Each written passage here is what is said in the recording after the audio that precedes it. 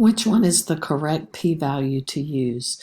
So if I'm looking at this data, which is the number of credit cards you have and how much debt you incur with those credit cards, and we want to know, does the debt relate to the number of credit cards you have?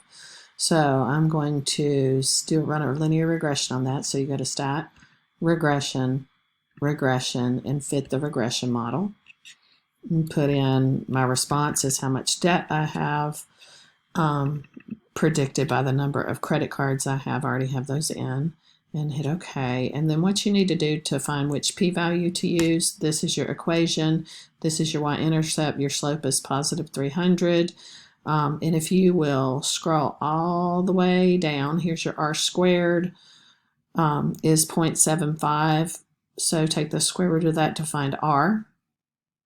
And then down to here, this is the p-value that you always use, the regression p-value.